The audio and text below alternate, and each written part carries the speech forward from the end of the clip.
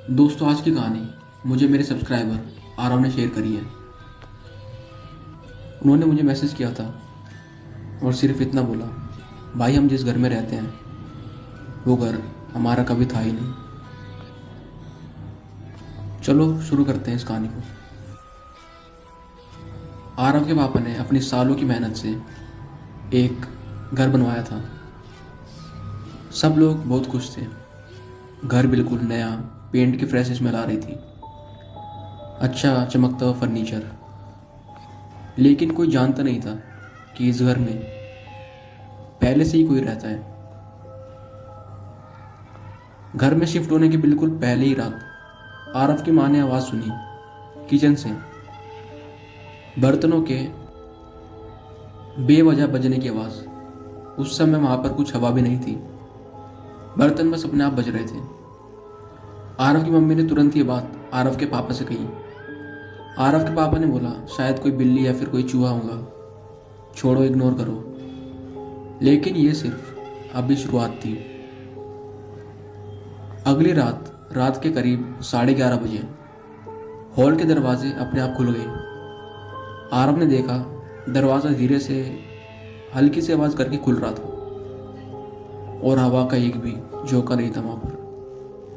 तीसरी रात आरव सोने की कोशिश कर ही रहा था अपना काम कर कर, तभी सीढ़ियों से किसी के पैरों की चलने की आवाज़ आई,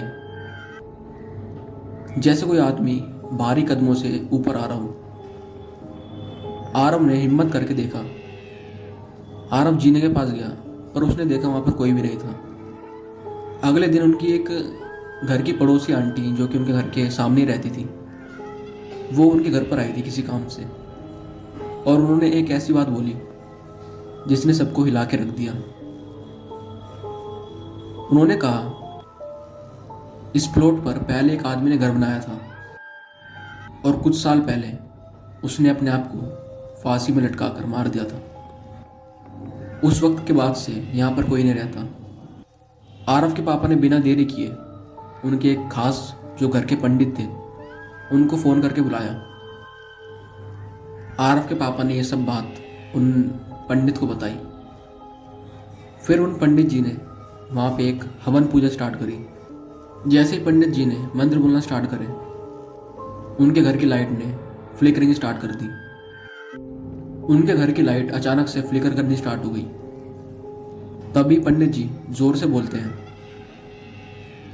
यहाँ एक आदमी की आत्मा बंद है, पर ये एक बुरी आत्मा नहीं है, बस ये आत्मा अपना घर छोड़ना नहीं चाहती। पंडित जी ने मोक्ष की पूजा की। आखिरी मंत्र के बाद सब आवाज़ें, सब हरकतें बंद हो चुकी थी। आज के टाइम में आरव का घर बिल्कुल शांत है।